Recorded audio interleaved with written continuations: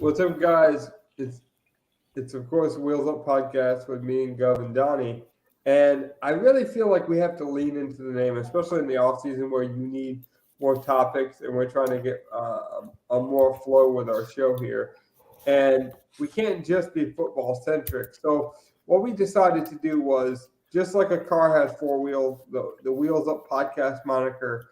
We are going to have four topics for you every night. One topic chosen by one of us, and then one overarching topic. Obviously, in this case, it would be the XFL and our lineup build, which will be at the end of the show. So if you guys are curious to see kind of our breakdown, our thoughts on the XFL, we'll do that towards the end, and then we'll do what you guys love with the pillars in the lineup and the construction.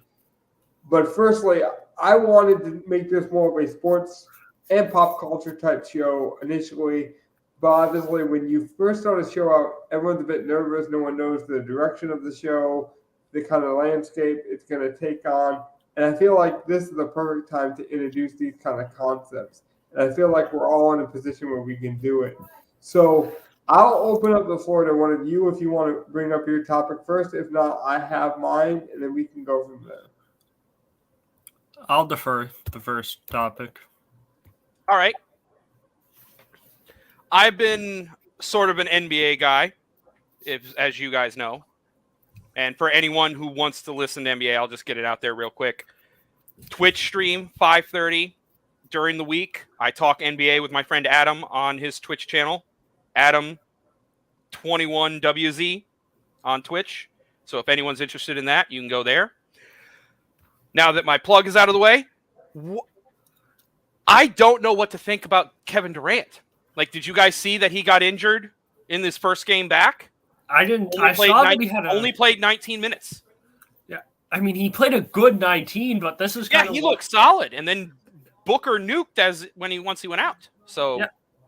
This is kind of what we're worried about with Kevin Durant at this point, is it not? Like, he's aging. He's had the major injury, and that was my thought. I'd wanted to see what you guys thought on. Like, a lot of guys are resting. There's a lot of guys who just sit out for rest and conditioning. And yet I feel like there's more injuries. Like, it makes it seem like more people are hurt more when you sit them for a knee contusion or whatever. That I guess they all just played through in the 90s. So what do you guys think about this? Do you think there's actually more injuries? Because it really seems like there is to me. And you would think that with everyone being healthier, there shouldn't be. Donnie can attest to this because I think we had this conversation off air. Believe it or not, we actually are friends. We do enjoy each other's time and topics and respect. Speaking on which, I didn't call it with joy or excitement or like a procrastination. I actually just believed it true. I think Kevin Durant, given not just this injury, but his injury history is done. Like, as much as I would love the Matthew Stafford story of like, going to a new team has a late renaissance, and I know a bit of that is probably, the polish is off of it because he won with Golden State, but you kind of want to see him do it with his own team and like have his moment in the sun, pun intended, I guess, for this scenario. But like, I knew this was possible. And I think what happened was everyone was like, well, Grant Hill went to the Suns, almost a decade ago, and they have been notoriously known for having like the best medical staff. And I just think people underestimated Kevin Durant's viability in the league as an injury component. Going back to his time at Texas, that was always the knock on him. It's similar to Brandon Ingram. They always said that that type of build, so we don't just pick on the man personally, because I know there's a lot of people that will still call him a snake and they will have this kind of personal bias. And although some of that might be true with me, if I'm being transparent, I try to like avoid that and just look at his body of work. Again, true to point for what I'm saying here is I don't think he has done enough or can physically do enough. Maybe it's just genetics to actually like be a LeBron James type where he was going to play a long-term, he was going to be that longevity player. I just didn't think so. I thought he would have more of a Yao Ming impact. The impact would be large. His scoring is so unique. His skill set is so unique. But the injuries were always going to hamper him.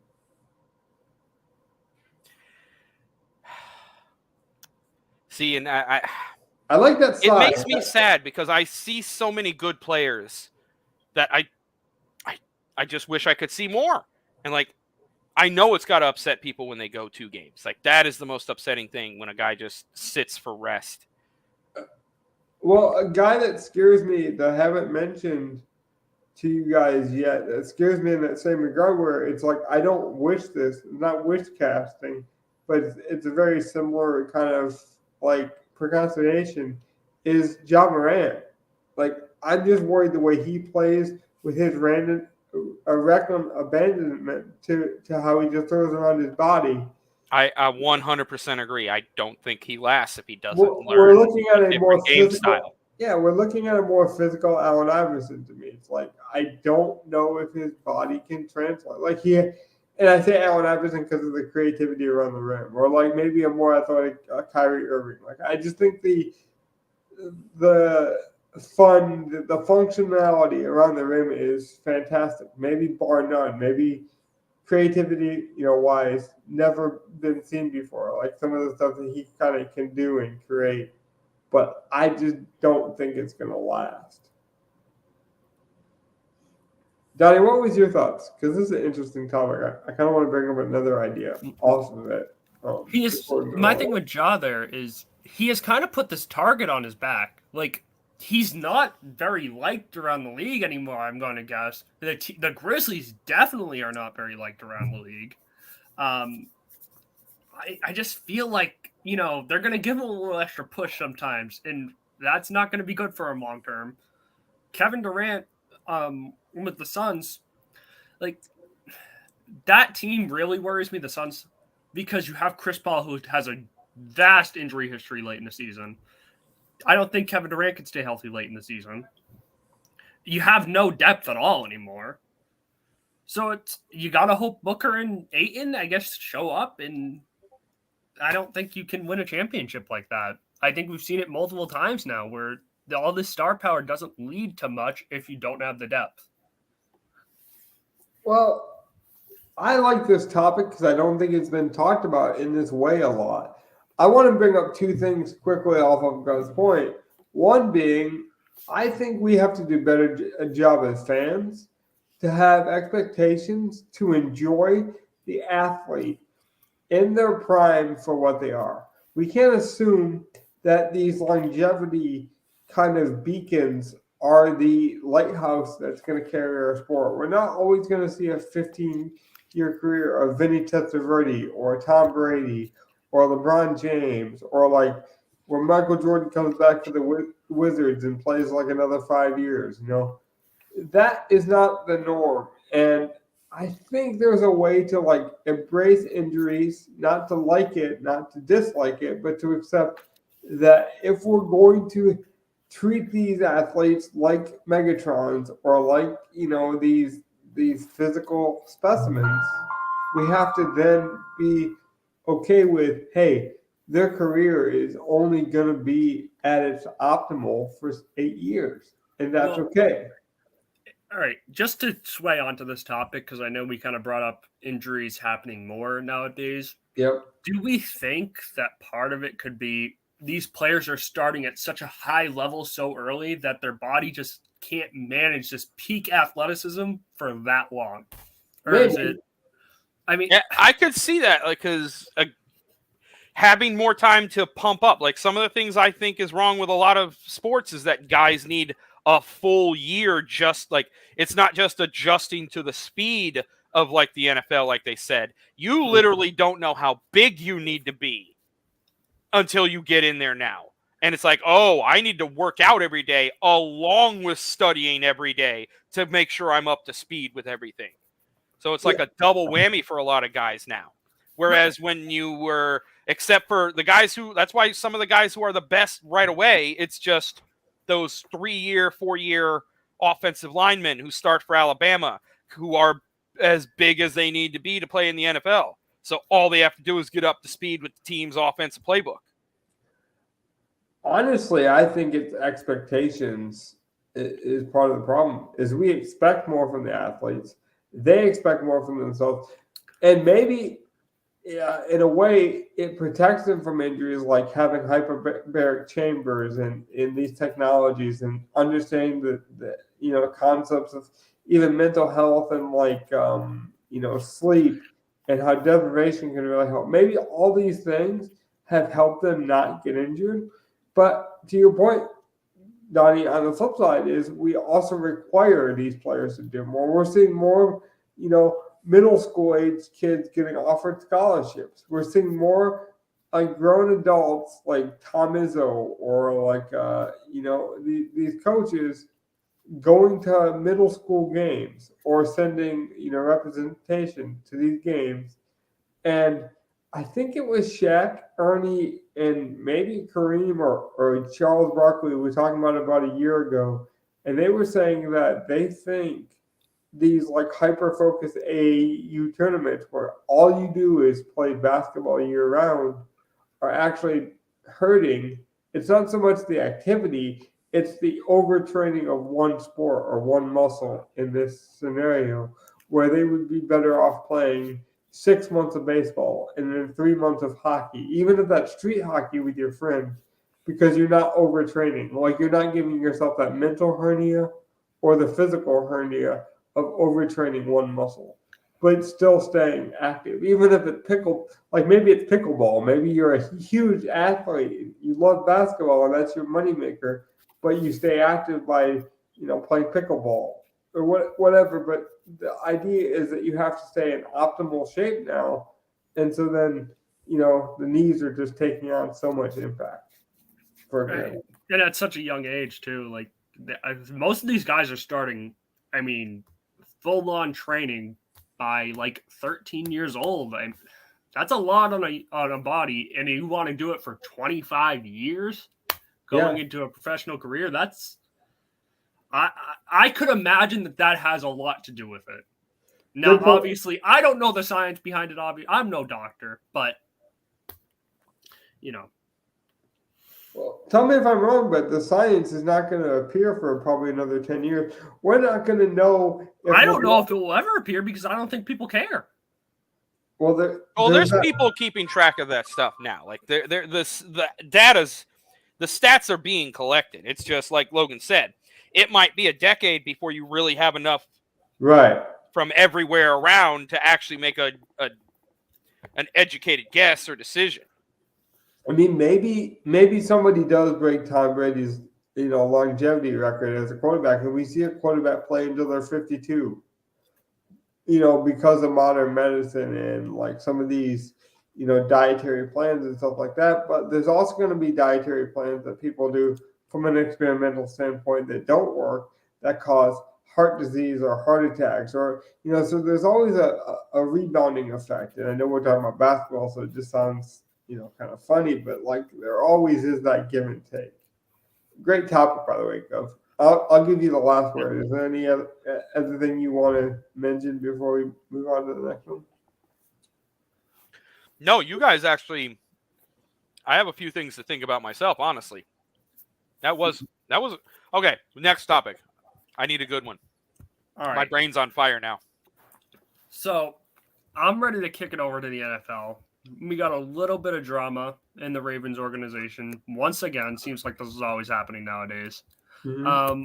The GM calling out the receivers. I think me and Logan talked about it going into this past offseason.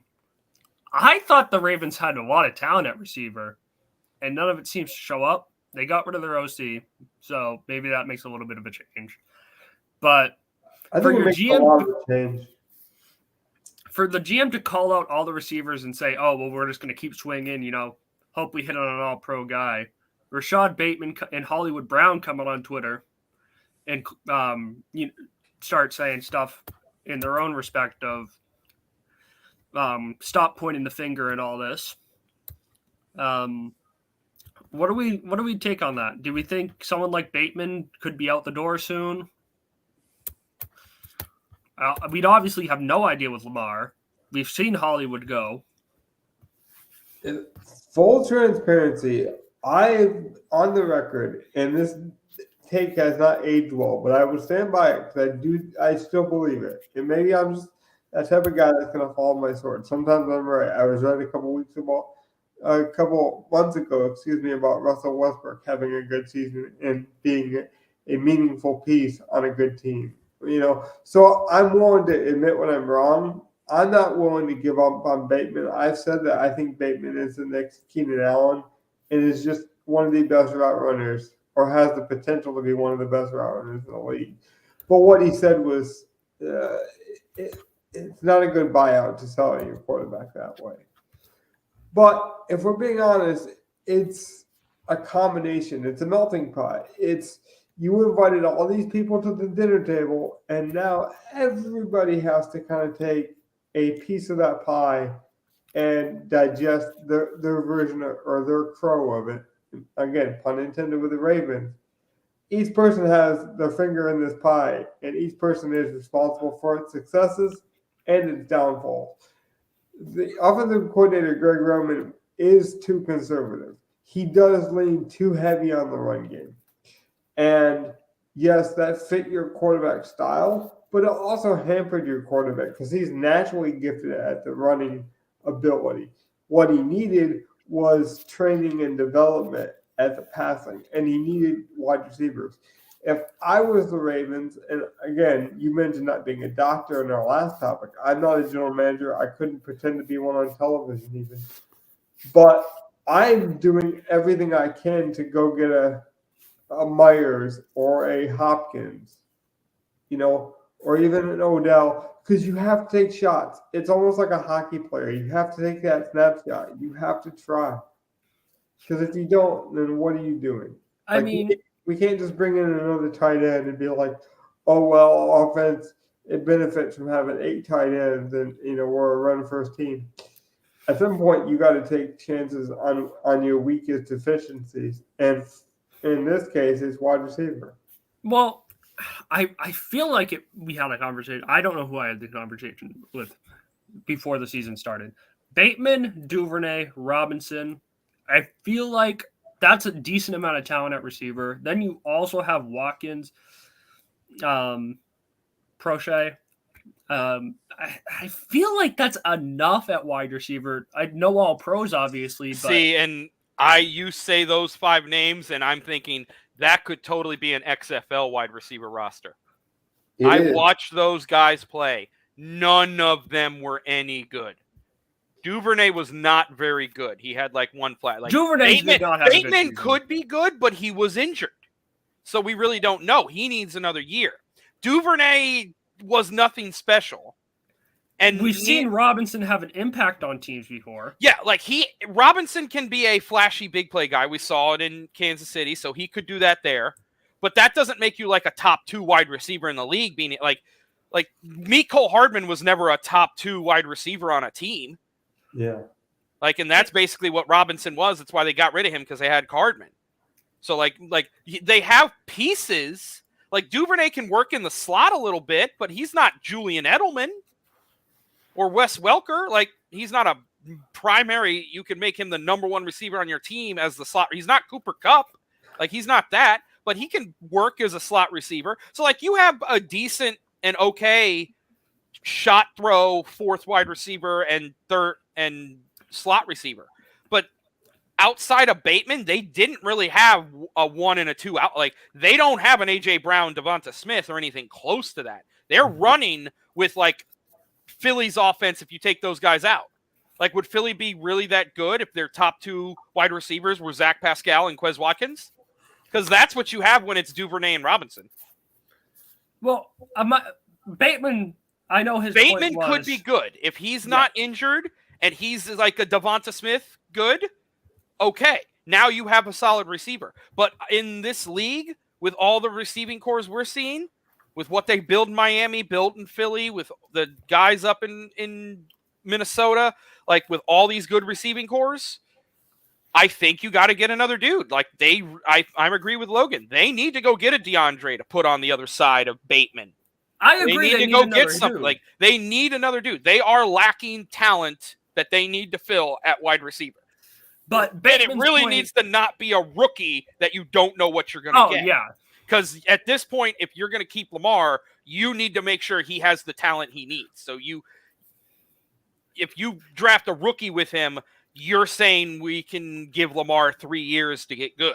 And it's like, at this point, you're about to give him the big money. You need to be able to like be good next year, not get good in 2. And that's the thing. Like, I know the Ravens to be a really good organization. They have good heads up top. They kind of like with the Steelers. They're going to let the coaches do what they do. They're not going to like keep changing shit around so that stuff gets screwed up. So for them to get rid of their offensive coordinator, they knew that they needed to do something. Yeah. So you guys are fine with the GM coming out and saying like, "Hey, our receivers are crap." Yeah. Yes. To work on it. Because I 100% agree with that. I don't think anyone would disagree that outside of Bateman, who was injured, which is crappy, their receivers are not good. Like I said, their receiving core is basically, if Philly said, "No, our receivers are crap," because you have to start Quez Watkins and Zach Pascal. Which Quez Watkins is on the block, and I don't think anyone's going to want to trade for him. Right. I don't see value in Quez Watkins at all. Because he's basically DeMarcus Robinson. I think DeMarcus Robinson is better than Quez Watkins.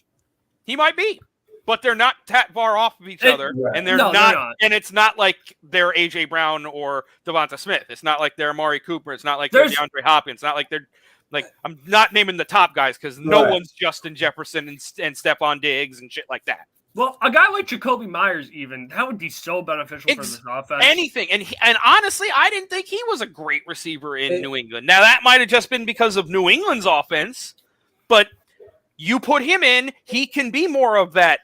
Now, he's kind of like the slot receiver guy, so you'd still want to get one more dude with him that's a good outside dude. Like, you would want a DeMarcus Robinson, and then you need Bateman to be a good, like, downfield receiver.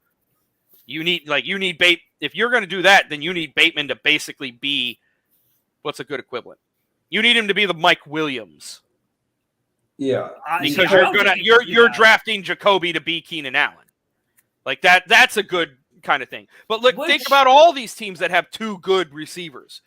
They are lacking at the receiving core, if by no means other than comparing themselves to championship level talent. But isn't it too late for that? Like, they already have Mark Andrews, so you have to pay him. You're probably paying Lamar. And most of the time when you see that top receiver and a second receiver that's good, these guys are on rookie contracts, the quarterbacks. I think that window to get like 2 solid receivers is kind of past. And Lamar needs to be able to just show up with the less talent around him. But Donnie, just because it doesn't look possible right now doesn't mean that you don't hit the open seas with the potential of catching the fish. You can get one solid, really good wide receiver still. You might be lucky. We got Malcolm Rodriguez in the 6th round.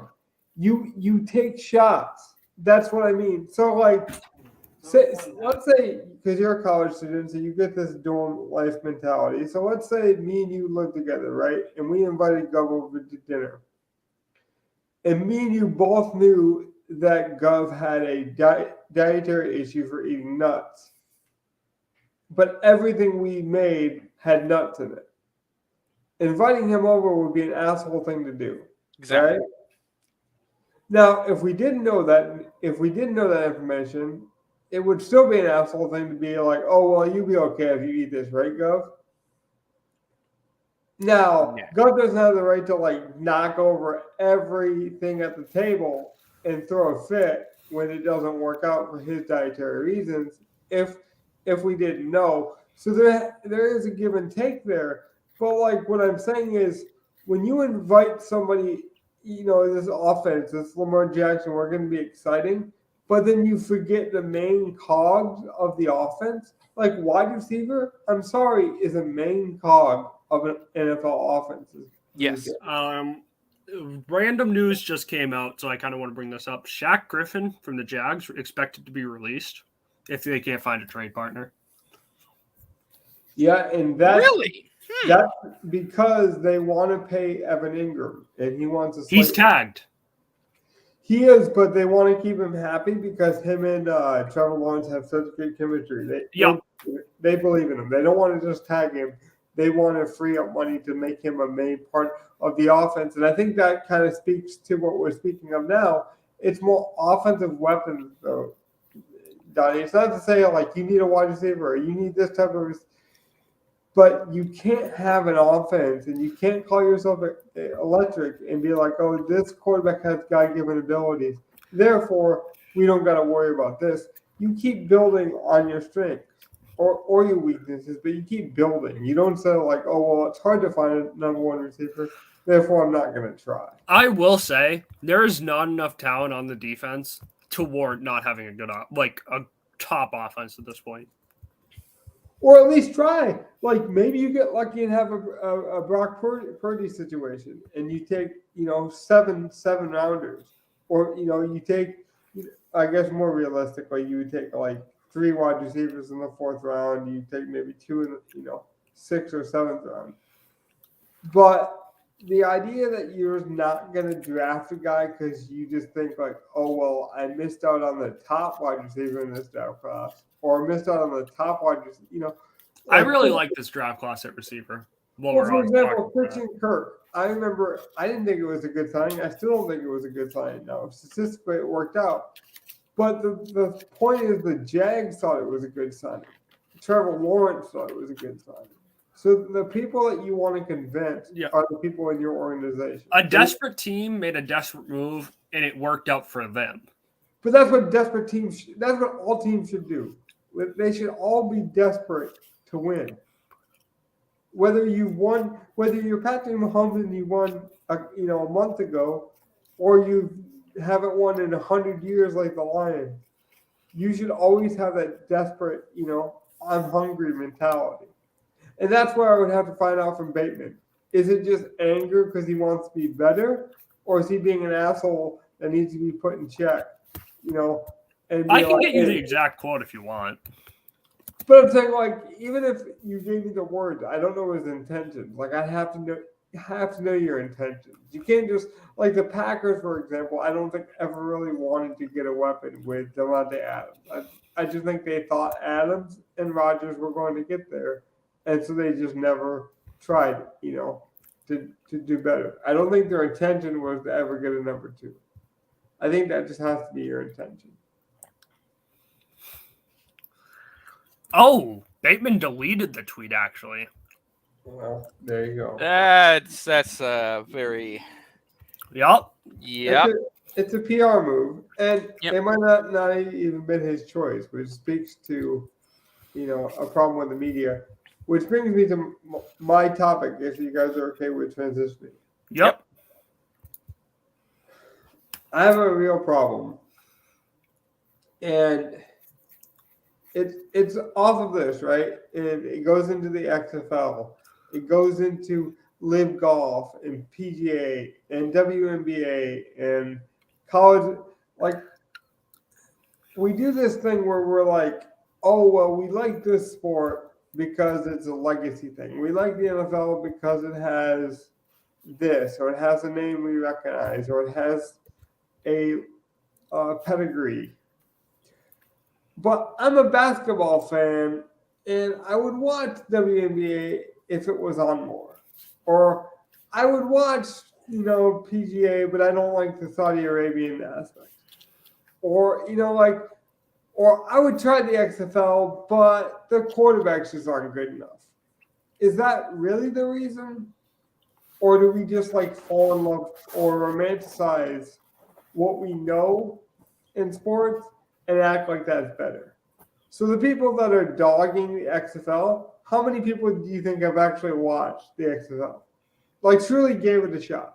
I was talking to my friend the other day, and he's like, the XFL is shit. It's not going to work. The Rock's wasting his money. And I'm like, hey, asshole, how much time did you actually spend watching the XFL? And he's like, well, I haven't watched any of it. Why would I watch that shit? And I'm like, that's a bad point. You can't. Yeah, it's right there, you're kind of being a dumbass. Right. And I know some people clean that up, Gov, and they'll say it more smartly, and they'll have statistics and say, or the ratings are lower on this. Like Live Golf signed a CW contract, right? And so then people made fun of it. Well, it's not to CBS. No, but it's a CBS affiliate. It's an actual broadcast network. You were making fun of them a couple months ago because you didn't think they would be on any television network. They were on YouTube and people would make fun of them. The fact that they found a network and they're on television as an option, you can choose not to watch it still, but don't make fun of it because it's seen a success for the people that enjoy it. Or like people will make fun of the fact that the WNBA signed an Amazon deal to make it available on Amazon Prime. So the people that are like me that enjoy the WNBA for basketball have utilized this. But then people will say, well, basketball, it's never going to work. But it's like, how many WNBA players, not only do you know, but like, have you actually tried to watch? And the reason I bring that up is because ESPN did a really ballsy move, not only with the XFL this season and giving them like prime real estate and putting it on Thursday, Sunday, but ESPN did something really cool, and I have to applaud them, and it worked because a lot of smart sports fans followed it and really enjoyed it. There's a young lady that's shooting like Steph Curry right now. Her name, I forget her first name. Her last name is Davis. She plays for Iowa. And she's like literally shooting half-court shots, making it with high success, has like really good handles. Just a fantastic basketball player. Fantastic. And ESPN took, how they have college game day for the NFL or college. Well, they have that basically for basketball. They chose to transition their men's coverage over to a special women's coverage for last week. And they actually brought the whole studio show to Iowa for this game. And guess what? The ratings were fantastic. People watched it. And I think because it was actually promoted as like, you got to see this prospect because this is generational, right? It wasn't that she's a woman, so you have to watch, or this is a fab story. This is Jimmy Bucket, Jimmy Fredette, Jimmer Fredette. Sorry, I'm getting Jimmy Butler and Jimmer Fredette mixed up. That's a rough one. Yeah, but it was because she was actually good and she had done it over a sustained amount of time. And I just think that the sports fan is becoming smarter and more accepting of things based on the internet, because of sports gambling and shows like Pat Mayo and Discord channels and like Donnie's generation of just like being willing to accept different avenue streams. Gov mentioned how him and his buddy are doing NBA content nightly. And like, you could say, well, no one's going to watch that show, so why do it? But they help each other. Like, even if all you're doing is helping Adam and 20 people, if those 20 people make $100 in a week, Gov, you might have changed their life. Honestly, even if you just have fun, that's all that really matters. Yeah, so I guess that's my point. It's like, I guess that's my larger point. Wasn't sports supposed to be fun? Don't we chase these stories? But then when we get these stories, we almost want to make fun of them, or we want to mock them, or we're always looking for the problem more than we are looking for the solution. It's like, do you enjoy the XFL? Is it a good product? Yes? Okay. Then enjoy it. Don't think you're going to get Aaron Rodgers on a Saturday night. It's Ben DiNucci. Is the product good? Does it take up your time? Is it fun?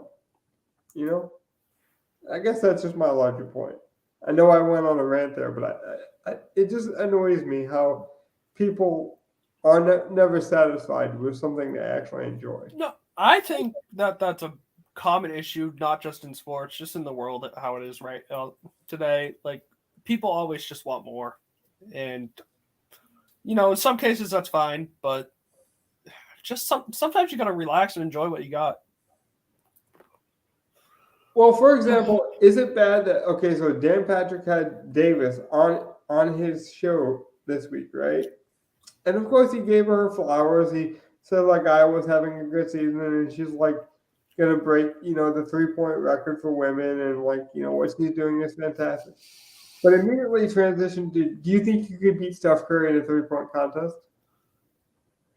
And I know he has to do that for the sensationalism of it. Like, well, if we want to give her attention, bringing up like Steph Curry is going to generate that interest.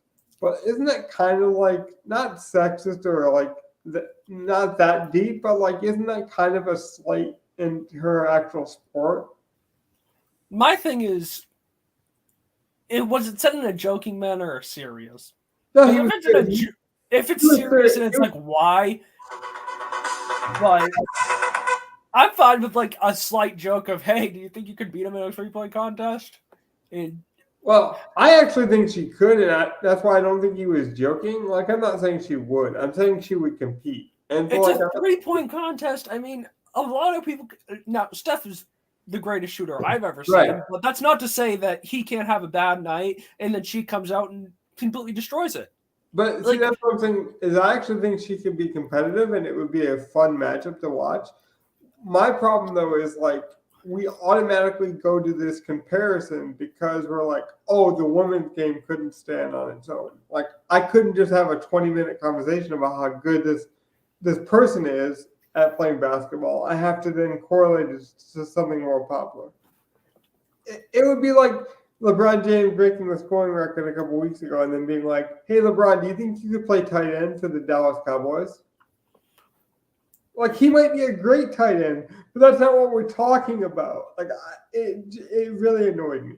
Am I totally off base there?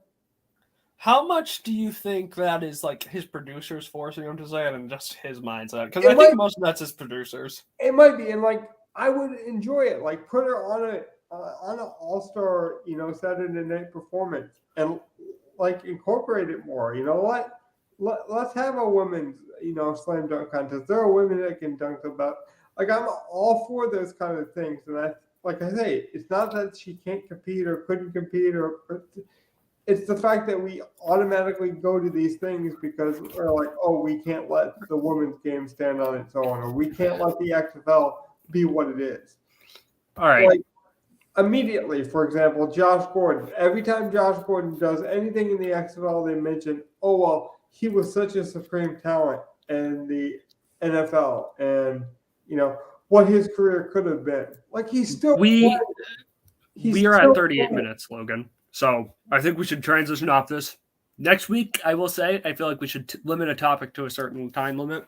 Because 38 minutes is a long time before we even get into XFL. And again, we were having some good. I mean, if we have a good discussion, like our first one, when I like, if it's a good discussion, it's a good discussion. But we'll see about it. Like, first week trying this out, I think it's time for the fourth wheel. Or no, fourth. Yeah, let's get the to main the XFL. Course. Yeah. Well, that's why we can nitro boost into a lineup. I figure it will transition very well because we're talking about a niche sport in the XFL. I've really enjoyed this XFL experiment. I really have, for what it is. And I've got to the point where I don't even really think of I don't think of the NFL when I think of the XFL. I really don't. I really do. I'm starting to learn the players' names. I really like the uniform, for example. Like, I like how bright they are. I like the presentation. I love the Dragons uniform. I do. I love the Dragons. Like, I've been wanting really a nice Dragon uniform. I like the bright colors. It works with it. Dude, like, it's perfect. The bright colors just pop. I don't know if it's because and it works in Seattle. Like, I guess it's because the Seattle with the fluorescent green has always worked with them. So a Seattle Dragons with the green, like, it works. Well, even like the Roughnecks, it's the Texas flag. Like, it literally is the Texas flag on their helmets. Like, the art design, it does matter. Like, things that are eye popping are more attractive to the human mind. It's just I've really enjoyed it. So, what are some of your takeaways before we build a lineup? I know we got to be a bit quicker now because we did go a bit longer there, but like, overall, what are some of your takeaways? What are you looking forward to seeing? Any kind of like quick snippets before we go to lineup? I really like how the scoring's going. I want to see more of it because I love these extra points. I love people being up and having to go. I want to see more of the 4th and 15 plays. Like, I love all the new mechanics, and I want to see more of it. And I've only gotten to see like 1 or 2 games so far because of work. I like that it's different. I like that it's football, but it's different football. Yeah, and it's still football. Like, it is football, but it's definitely not NFL football, and I'm fine with that. It doesn't got to be, right? Exactly. That was It my should point. be its own thing. If it's going to stay, it needs to be its own thing and not screw with my NFL football. Yeah, and I think that was the correlation between all of our topics, is just like embracing variance, whether that be injury, whether that be, roster construction, different leagues. Like, when you look at these things, it's like embrace it for what it is, not for what you want it to be or what you thought it could be, like for what it actually is. And this was one of the best lineups this week. And I just want to mention, the Seattle Dragons haven't won a game, but they've lost really close games. I'm not willing to give up on them either. Like, I think any kind of competitive nature is good, especially when even your quote-unquote 0-2 teams are still fun to watch. Like, I just think that's awesome. I think, like last year, for example, no one wanted to cheer for the Browns for a lot of different reasons. Like, that was just bad football. Like, but I don't think there's, outside of Orlando, which I'm on the record for saying is bad football. Like, there's not very many bad football products out there. And we've seen bad rain games even in the XFL in week 2. And I thought the game was still entertaining this week. Agreed. So, Donnie, you watch a lot of games with me. Who do you think's going to get, like, that bump? Who do you think's, like, earned their spot as, like, maybe not even an NFL prospect, but, like, going to get attention? Like, okay, this player isn't just an XFL darling, but he's actually a good player. Isn't just an XFL guy. I don't think we've seen quite enough. I think no matter what, it's Hakeem Butler's had he's shown out quite a decent amount. And he's got the size and the predator right too. I feel like he's earned maybe a chance out on practice squad. I think Ben DiNucci has enough to be a third string quarterback on a team. I think he's got enough to be a second stringer. I really do. I could see that as well. I think at least a third stringer. I think if he wants to play, I'm fine with him staying in the XFL and giving us a good XFL product too. Yeah, I think Pearson has a chance to like be a difference maker, and I'll say that because I don't think the XFL is going anywhere. Actually, The Rock just invested. Speaking of breaking news, The Rock just reinvested in the league. Like, they already said they're going to do this again next year. Apparently, they've already put investment and finances into it and doing another year. So they're on board. I don't think there could be a better person to invest in it because he probably wanted a second chance like this to play in a league like this. Yeah. Well, I really don't think there could have been a better backer of this league. Guys like AJ McCarron apparently chose the XFL because he wanted his young boys to watch him play. He didn't just want to be a third stringer or second stringer in the NFL. Which is fine. And he actually gave up a $3 million backup quarterback job to play for whatever it is for the XFL. I forget. It's not a lot. I'm glad you brought that. It's under. I wanted to play. I thought it was like 60-something thousand. Like, it's only like a normal job. It's not like he's getting a few $100K for this. It's similar to practice squad money. Why? Similar to practice squad money. Yep. My thing though, why couldn't someone like him sign a 1-year contract with the team and then come and play XFL football? Because then you're in bed with the NFL too much, and I don't think you would earn the respect from your fans. Maybe not. At that point, Donnie, I think there are contract logistics where like players who are on NFL teams can't just. That's why I said a 1-year contract. No, but that's the thing, Donnie. Then you're almost. See, that's what he'd have to do. Like, he'd have to play here and then go sign a 1-year deal with a team so that he, at the end of the year, he's just can play in the XFL. Yeah. Because I think there should be contract logistics saying like, oh, you can't go play for the XFL when you're on an NFL roster. I think that would be ridiculous. There already is things like that. Most contracts have that. Like, you can't go play in another. Like, you would have to specifically get the Bo Jackson clause to be like, you can go play in another. Right. Most contracts are like, we don't even want you playing pickleball in your off time while you're on contract with us. See, but I think it's interesting. So, like, they definitely wouldn't want you on contract and then playing in another football league. Let's be honest, too. I don't want that as a fan, because you're basically telling me that this product is shit.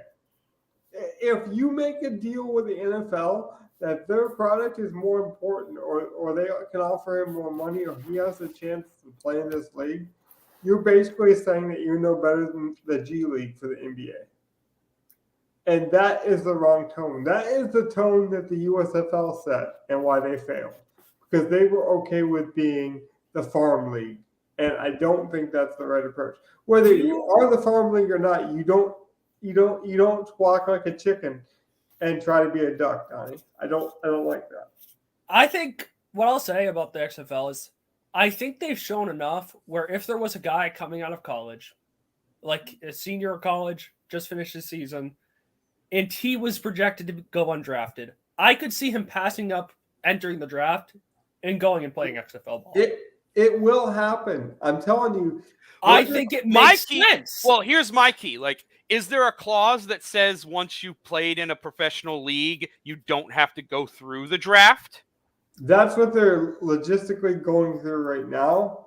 Go from what I understand. Because, like, that would be the way for a team. Because, like, from what I remember before, like, if you're coming out of college and you've never played in a professional league, there's like a 5-year window you'd have to sit out before you could just sign with a team without having to put your name in the draft. But I think if you played in another league somewhere, that's different. So, like, you could see seniors who are going to be undrafted or going to be drafted low come and play in the XFL, show out there, and then be able to actually just straight up sign with a team instead of having to be on the. But that could hurt the teams now. Like, now you're going to have like now you're going to have the 20, 21-year-old kid like we were talking about with the Raven. Now you're going to have those young receivers that you don't really know anything about, and you don't get them at a discount because you don't get them in the draft.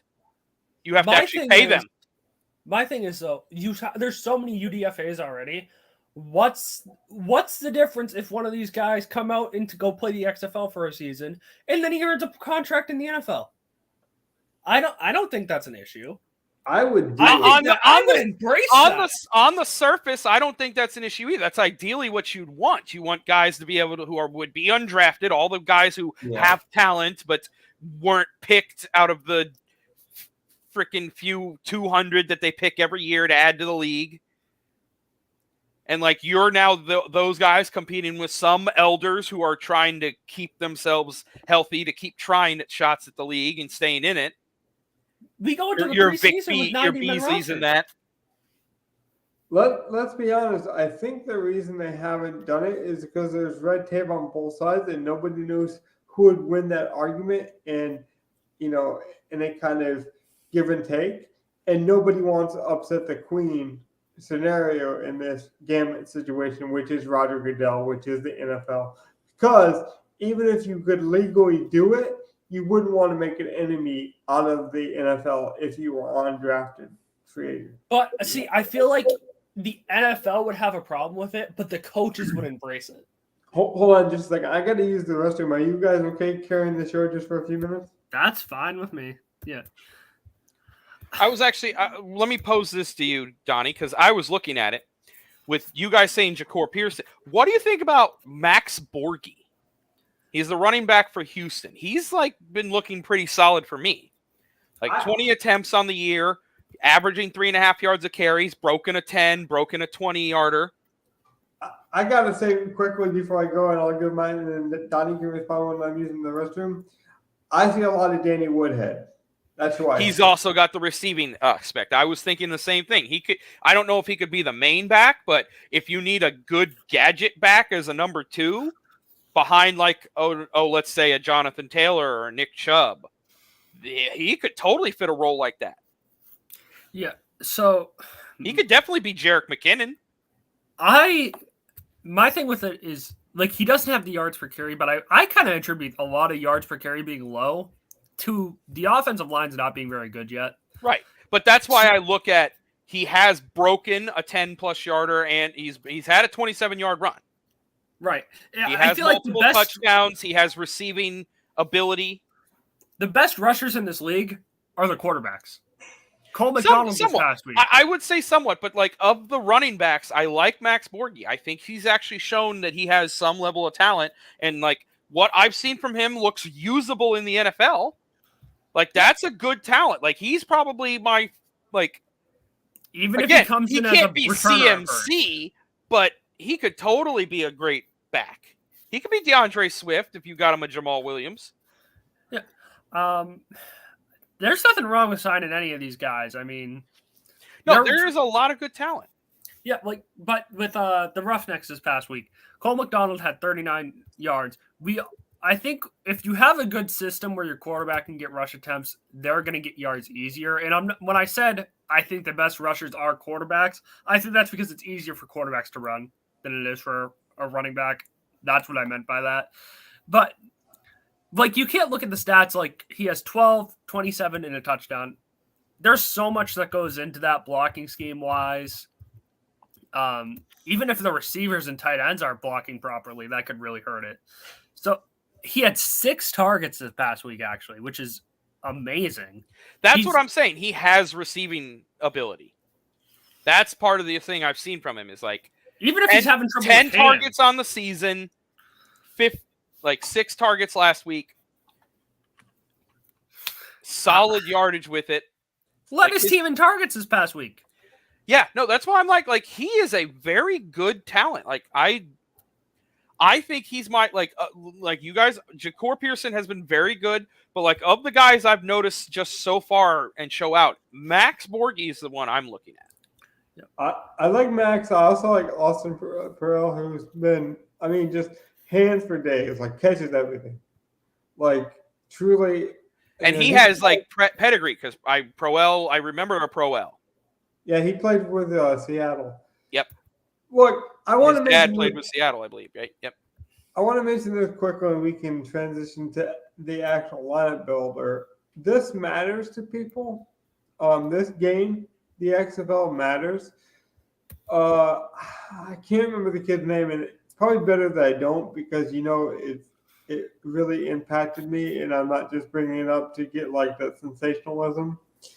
There was a defender for Seattle, I believe, that played this week. It doesn't matter who he played for. He found out 2 hours before the game that his dad died, and he chose to play the game because he said that this is his last chance and that his dad was so proud of him for being able to live out his dream. And I guess that's just my point. It's like we don't appreciate that, like, this game might be their last chance, or it might be the first chance for an undrafted guy, or it might be a chance for a guy that played at Western Kentucky who never got, an SEC experience to be on ESPN, which could propel him maybe not to the NFL, maybe to the CFL, or maybe to, play golf with a Fortune 500, CEO. Like, you never know the opportunities that this game will open up to people. There's nothing wrong with taking a road to your dream, Right. And however you get there, Donnie, it's important. Like, me and you are friends because of a stupid video game, which then now we're friends because of a stupid gambling game. Like, we're friends because of a game, but those games meant something because they built a relationship. It goes the same way. So, like, don't underestimate the vehicles that drive us to get places. It's important. Speaking of getting places, where do you guys want to start with the lineup? Well, I kind of want to review our lineup a little bit. Yeah, let's look at what you guys built last week. Okay, we can do that. Remember, that was the lineup I think we decided with King. That was the King lineup, which he did get the rushing touchdown, but not as many opportunities, which... we got what we wanted out of him. We got the chances to get a rushing touchdown, a big play. Didn't get a pass attempt, but that I saw that the lineup ended up not doing well. And that's because we had a quarterback week where, like, which quarterback? Cone, I think it was, had 3 touchdowns this past week. Karen was solid still. But 12 points isn't bad. Like, that's kind of what in this league, you knew he wasn't going to ceiling game, but you figured he'd get the rushing touchdown and be close enough to the other guys at his cheap price to make it work. It almost worked. Like, to be honest, if we hit on our receivers, it probably does work. Yeah, we got if we would have ended up having like who was the main receiver from the week? Blanking on him. Wasn't it? Pearson? Yeah, Pearson. There we go. We were literally just. I'm like, oh my god, I'm blanking on. Like if we would have had him in the lineup. Well, because with De'Ara King, we could have played all the chalk. I was going to bring up Kirkland dropped 2 touchdowns. Well, one got called back, I think, late second half, and then they missed him open on another one early in this game. Like, if that's 19 points and not 9 points, who knows what that influences? Maybe the other team pushes the ball because we had some correlation there as well. So like you never know because we had Canella, so maybe they pass more, So like. I think the lineup builder was smart. Now, we just didn't expect 2 of our wide receivers to get 0 points, but that's part of playing in a league where you're not going to have the shiniest projections. Like, that's just part of it. Yeah. Kalen Ball was 45% owned and only got 2 points. Like, the first week, I played Borgie everywhere. Mac Borgie, the guy we just talked about, was way lesser owned than a lot of these other guys who busted. Like this week just was the week where I went busto. It's okay. Yeah. And I honestly, like I said, I'm actually really happy with how King played for us. Like 12 points was kind of what we wanted when we played him. Exactly. Right. Well, even the players that got 0, like Allison missed a slot target near the red zone. If he catches that with his athletic ability and given that he's played in the NFL, he probably can break a few tackles and maybe that becomes 10 points. Like these things can change very quickly. I don't think the lineup construction was bad. If Kirkland catches a touchdown now, a 2-point conversion, I mean, obviously his score, like I say, is different. So like I just don't think it was bad. I mean, Brian and Allison had a total of 3 targets. And the most targets any Vegas guy had was 4. So it was just the receivers really just weren't. We picked the complete wrong team on that one. Well, I mean, like last week, I won, I think, $12 on $3 worth of entries. Like, not every week can you look at the winning and losing of your totality and be like, oh, it was a success or it was a failure. You have to look at why you built it. Like the same reason I won in week 1 is the same reason, or is the same build, the same construction in week 2. The results are just different, but my builds are the same. And that's what I'm proud of. I know we follow a lot of the same guys. And it's always like, bring your hard hat, bring your tool set to the table, have a plan, and execute it. That's what we're doing really with DraftKings and Daily Fantasy. And let's be honest, the sweat, the fun of it, watching your guy do well, that's part of the fun. That's part of the risk reward, having a little bit of equity on these games. It does make it more entertaining to watch. I'm not going to sugarcoat that and pretend like that doesn't play a factor. If I couldn't bet on the XFL, it would dampen my excitement for it. I would still watch it, but it would dampen my excitement.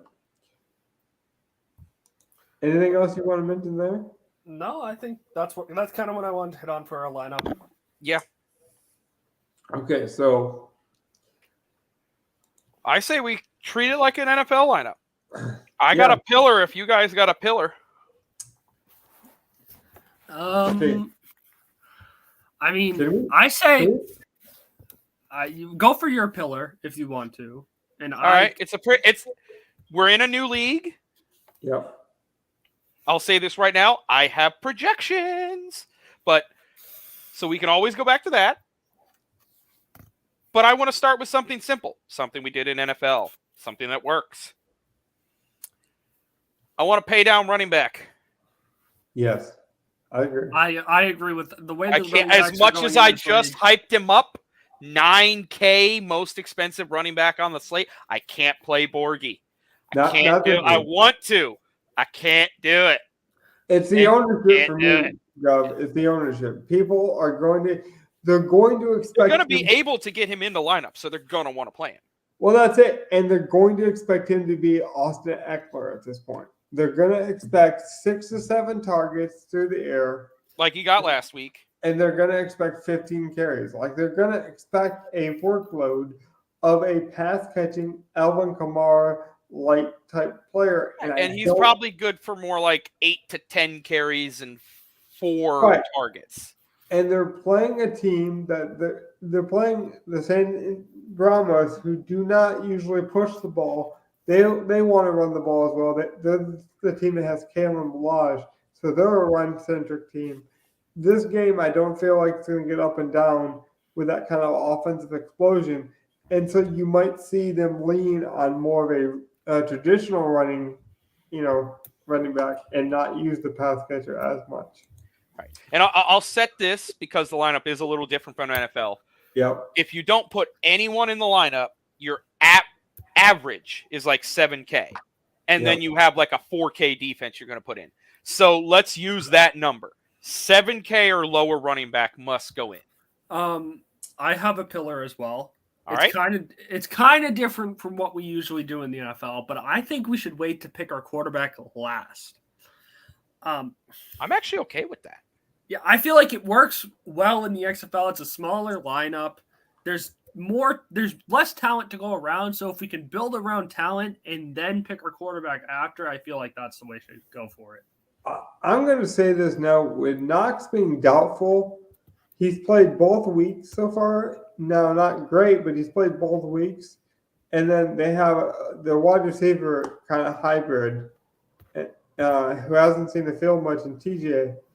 I think Ellison is very viable this week to consider, given his price.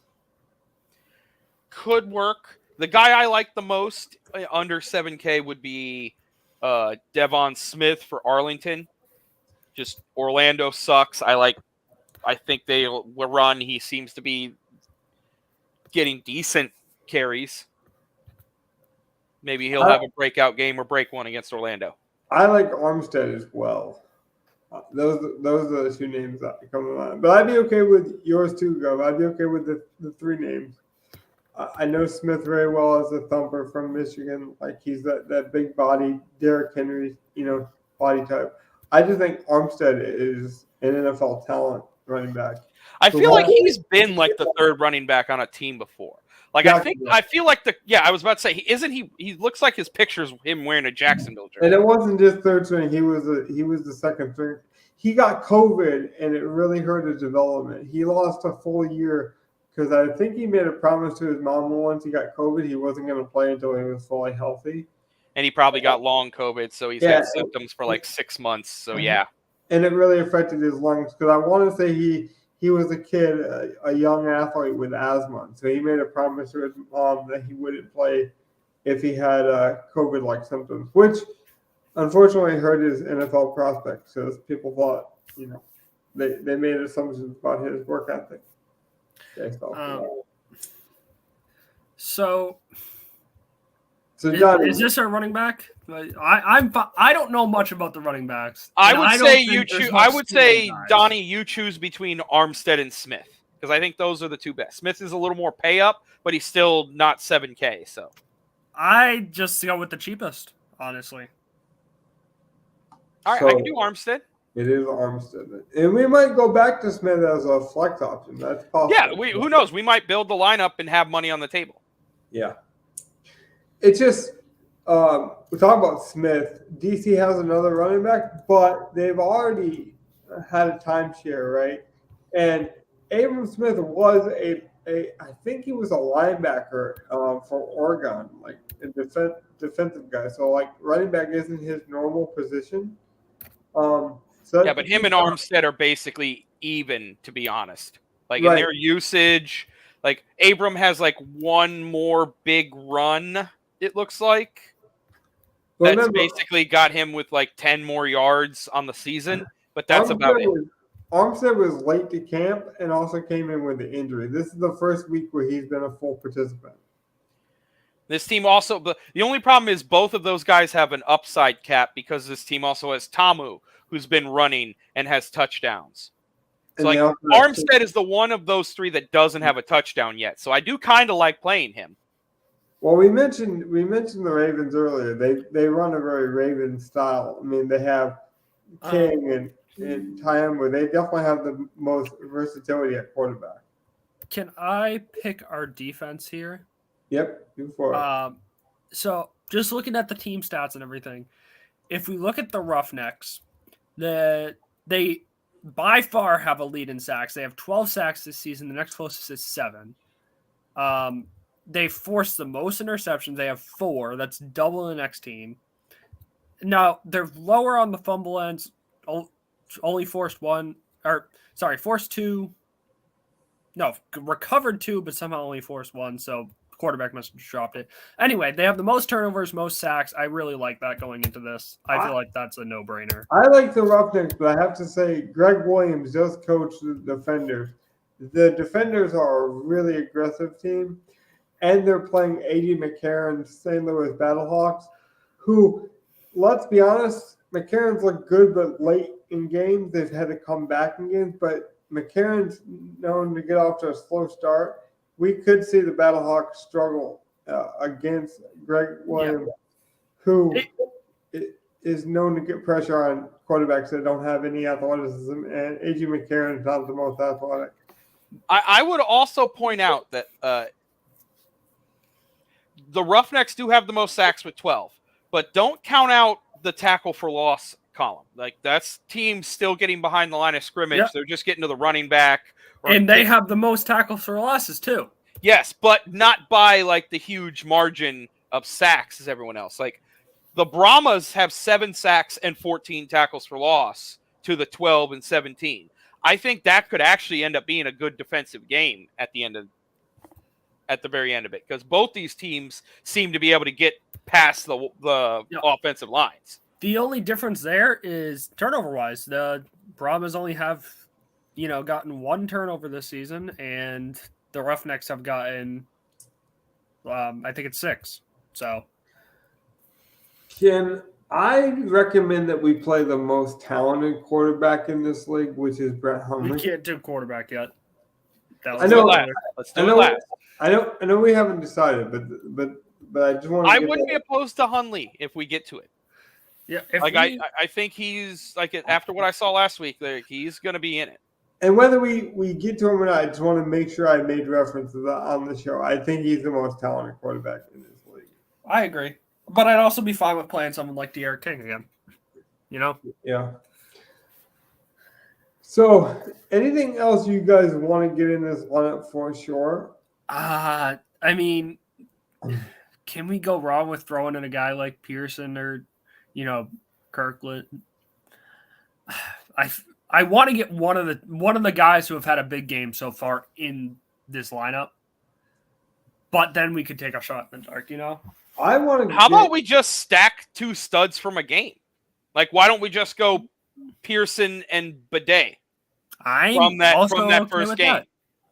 Yeah. Get both the wide receivers that I like Jeff a lot. Jeff played in the USFL. He's played in the Canadian Football League. Not a lot of people know him from like the NFL. Like he hasn't had that mainstream, but he's probably been the most consistent wide receiver in terms of like production when he plays in some of these leagues. Like whether it be the USFL or the Canadian Football League, Jeff puts up numbers. He hasn't got his like big moment in the sun, but he puts up numbers when he gets his chance. I like Jeff a lot. Do you guys have any objections? Or if you didn't want to do Jeff, we could take a shot on Brian or Allison again. I'd be fine getting a stack from that game. I would Pearson not want to take a shot on Allison. Bryant got 1 target, but I feel like I can trust the talent if I were going to pick one of those guys. Bryant did have the flu or something like the flu. They said it wasn't COVID, but it had flu-like symptoms going into last week. He was profitable, but he ended up playing. But he did have some kind of stomach issue all last week. But I like Burdett. We could double it up if we want to. I just think we should play talent at this point, though. Agreed. Yeah. I mean, so if you honestly think, he is the most talented option, I'm okay putting him in. I don't think we should force it based on a stack or anything like that. No. I was just trying to say, one of the Vegas guys with Pearson is what I was trying to get in. So, is there anything in specific that we really want to get in flex-wise?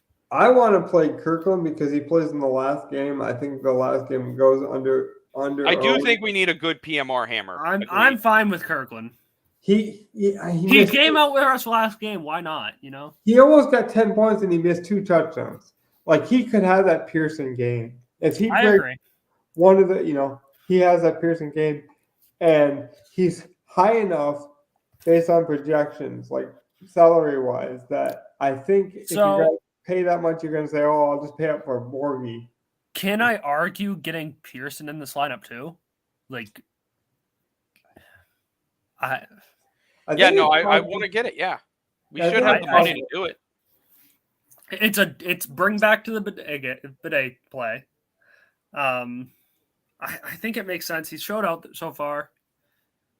I think the talent's there. We can like this or not like this, but so far the XFL has put their most offensive game, or what they project as their most offensive game, at the beginning of the week. Now, that hasn't always happened, but the offenses they think are going to score the most points tend to be the first game. I know we said quarterback last, but I'm willing to defer that and say quarterback now and then try and stack it if we don't have a stack already.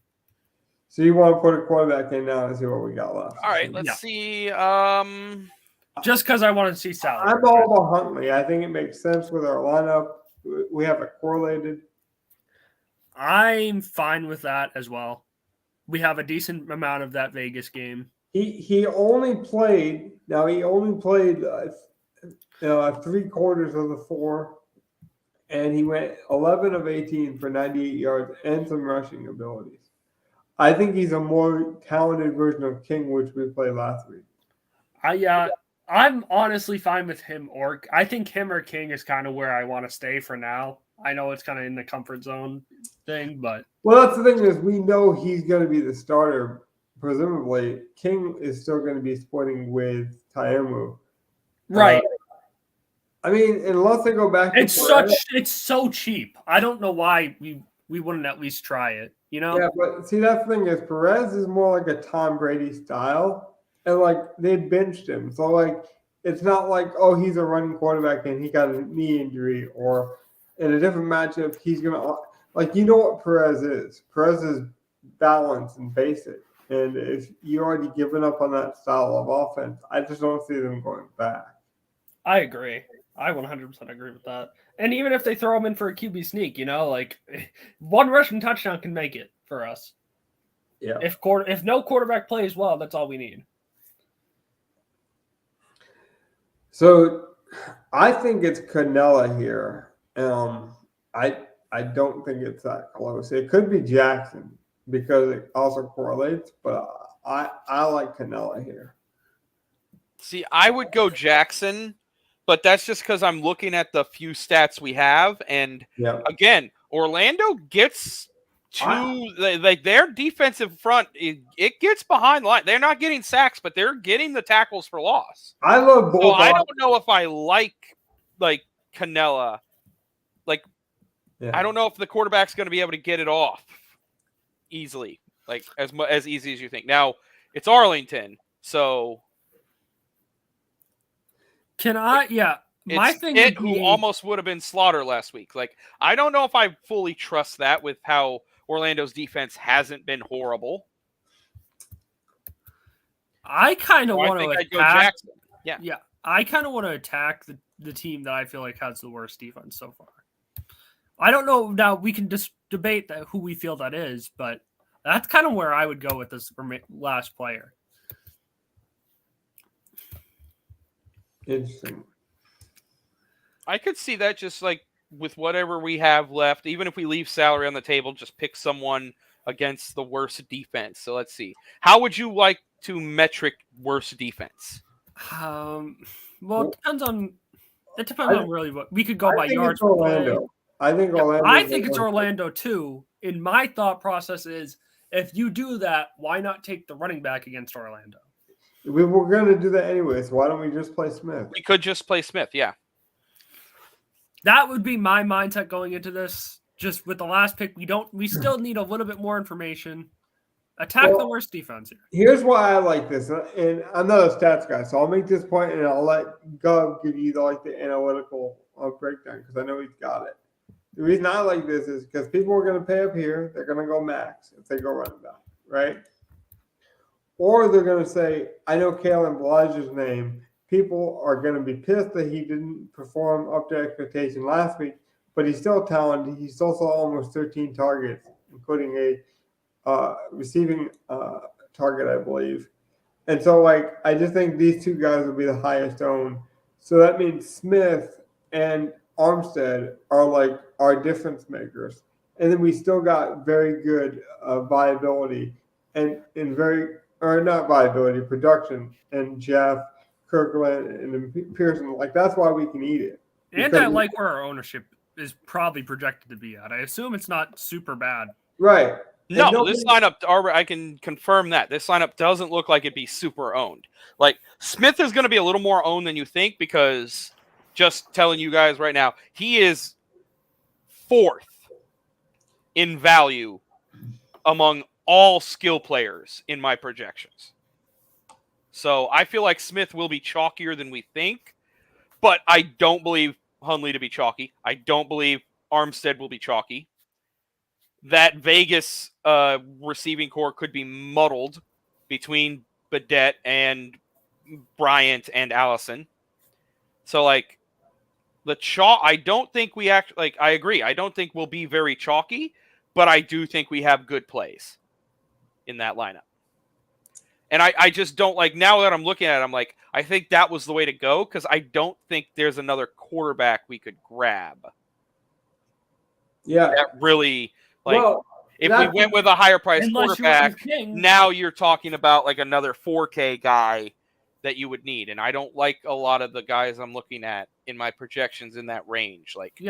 Cody Latimer would probably be the best one. And I like Cody Latimer, but that's just me. Yeah, but he'd be the best one. Eli Rogers, it's looking at Orlando guys. It's I don't like that. So in the past 2 games, though, we've been down to 2 quarterbacks, in my opinion. King or a cheaper guy who we feel has talent. Now, last week, I don't believe it was Hundley, but I forget who it was last week that we were debating. I did bring up Hundley last week, but we didn't know if he was going to be the starter. It's highly projected he's the starter this week. Yeah.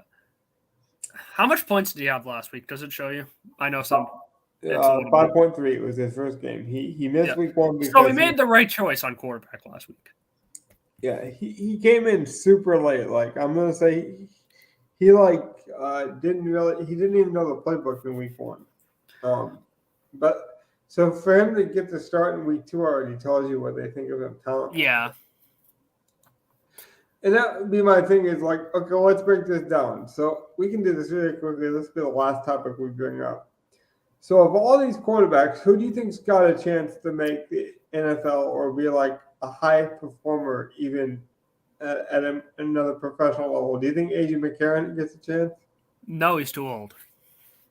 I mean, if he shows up that he's good, he'll probably get another backup job if he wants. I think so. Yeah, that's what I'm talking about. He can probably get one more contract as a backup for 2 years. I'll say that. Earn a few million to set aside and be good.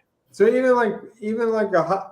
has to make the roster. He can. I feel the same with DiNucci though. I think if DiNucci keeps showing out, he'll probably get another backup job somewhere. So that was my point. So AJ and DiNucci, right? So Silvers, I think is talented, but the NFL will pass. Tamu's had his chances. He's just more like the summer league darling. Yeah, I think if he's going to make it in the NFL, I think he would have to take a Tim Tebow-like approach. I think King might have a chance at like a third string guy, like practice quarterback. Paxton Lynch will not. So my point is, of all the guys that you think are talented, Huntley is the cheapest. Yep. Unless I think he has the best potential as a quarterback. And he has a really good receiving core too. Like out the gate, I would have thought Bryant, Allison, and then Badette, who is I've seen play in all the summer leagues. I would have thought that was a really good receiving core. And I love Silvers, but Cole McDonald has been getting more and more usage for Houston, and like I almost called him his daddy's name, but Wade Phillips just doesn't care about fantasy. Like he's the Bill Belichick of this league. He wants to win. And, that's what it is. So that's all I had for you guys. By the way, I just want to mention very quickly on a fun topic. Do you know all these coaches are living in a house just like at the UFC Ultimate Fighter house? I don't know if you guys know that, but like all the coaches. I think that's interesting after what was said about the during one of the games that you told me about. Which coach called out the other one? The Wade Phillips actually called it the Atlanta coach, and it wasn't even malicious. He just like this guy he's never coached in his life. He doesn't know what the fuck he's doing. He should be kneeing the ball. So I like that. They have some interesting documentaries if you guys are interested as well. You should check it out. Peter Berg has been doing some of the documentary work over the XFL. So if you're interested, it's out there. I actually really enjoy it. Could you let's do this. Could you sum up the XFL in 3 words? What would you say? Go. Pretty good football. Better than I thought. Yeah, pretty good. Like not bad. Yeah. Not bad. Pretty good football. Donnie, what about you? You got 3 words for the XFL? I really like Gov's pretty good football. I think that summarizes it. Better than I thought. Pretty good football. That's how I feel too. I could have gone better than expected. But I kind of like with the Rock on it. I kind of thought they were going to do something good, and this has been pretty good football. I'll use 2 words. Another season. This has been so good that we're going to get another season. And the other season is going to be a lot better. Because now, like we talked about the undrafted free agents, now it's got a profile. It's got not just a name, but it's got a reputation. And I think even the USFL has a chance to, exceed expectations because it survived. But the XFL especially, I think next year is going to explode. Yeah. So, that's pretty much it XFL-wise, right? Yeah, that's it. We're good. The only thing I want to say is, sadder news. Panthers founder, Jerry Richardson, passed away today. Yes. So. I'm going to give the floor to any of you guys. I know Gov's a huge fan. So, obviously, sympathies and to his family. But, any lasting moments you want to give to the people? I don't have the words for it right now, no, and I don't want to mess. That's fair. That's up because I do like the Panthers are my football team, and big part of our big part. Like, not only was he, I want to give. I was about to say I want to give him his due. Oh, that's perfect. He has the there's so much to say, but. Sometimes he brought this team along. He was my owner through the entire time I've been a Panthers fan. Yeah. I don't think he did wrong by the team ever. Might have been a little more obsessed with it. Might not have been the greatest person, but who is the greatest person in the world, really? He wasn't Epstein. So let's just put it at that at least. Or Snyder. Exactly. He's not Dan Snyder. But man, that guy. And let's be honest, sometimes it's not how much you say or find the right word. It's the impact. And you can tell, I can tell it meant something to you. And at the end of the day, that's all we really can do when we look at sports. Does it mean something? And this is a loss that's going to be felt. He was a mainstay. You could not like some of the stuff he did. You could like it, but I remember him on the field for the Super Bowl or for the NFC title wins. Like, yep, he was important. Mm-hmm. And so I'm glad we brought it up because it was important. See, and I was going to bring that up earlier, and I didn't know how to feel. That's okay. I decided to go with my NBA injury topic. It's like, yep. Oh, okay. Now I need something to think about. So you guys watch The Mandalorian this week? No, not my thing. I did not. It's not my thing. You guys are horrible. I still have to watch it myself too, but I just haven't had time. I love sci-fi, man, but I've always been more of a British sci-fi guy. I've always been more of like a Doctor Who or Star Trek. I have a Boba Fett hat that's like, it's shiny. You can't miss me when I wear it. I'm a Star Wars guy, so like I gotta watch this. I would love to do like a geeks podcast where we talk about video games and pop culture something. Because I'm a huge fan, but I gotta be honest, Star Wars is kind of my like kryptonite. It's been the one like. I tried the first movie and I didn't like it and never went back to it. When you say the first movie, what do you mean? Like the very first one that ever came so out. episode 4. Okay. Yeah. Okay. I was about to say, because if you said the first movie and then you say episode 1, it's like, okay, so Jar Jar fucked you. That's fine. It's fine. He fucked everyone. We all agree with that. There's even memes about him being the ultimate Sith Lord at the end. Like, he's that shit. It's that evil. I'm fine. But, like. Well, let me say this, because I do love the lore of Star Trek, even though it's not my thing. Because that's the one cool thing about, I think, all sci-fi, whether it's Doctor Who, whether it's Star Trek. It's like, these are legacy pieces that you can share with a father, you can share with a brother, you can share with, people. So, like, even hearing about the impacts that, these going to the cinema to watch, Marvel it can really movies. It can be another thing other than sports. Like, you can have attention too. Like, my brother's a Star Trek guy. I'm a Star Wars guy. We butt heads. Like, it's just like being in the same division as another team. It's such a better way to. It's fandom. It's pure fandom. And I had a father-in-law that used to do the same thing with the weather. Like, the weather was his thing. Like, he would talk to anyone about the weather. So, like, find your passions, enjoy your passions, because life is too short. Guys, and really just be safe and enjoy yourself and have fun. I think that's kind of the correlation that we've learned, whether that be injury or passing. I think that's been a theme this whole episode. We've come back to that a lot. Come back to what, Donnie? That whole mindset of, just enjoy what you do. Chase your passions. Yep. And we're chasing our passions with the XFL. I really do think we're going to hit. Before this season's over, we're going to hit something. And it's going to be cool. And we can carry that right into the NFL, and that's the awesome part about it. So we're going to put this lineup in as a test theory just to show you guys what a build looks like. Please don't just take this as gospel and trying to sell lineups. That's not what we're doing here. Don't dupe me, bro.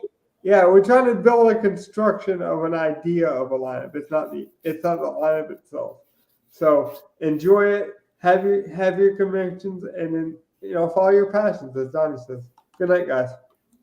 Peace out, everyone. Night.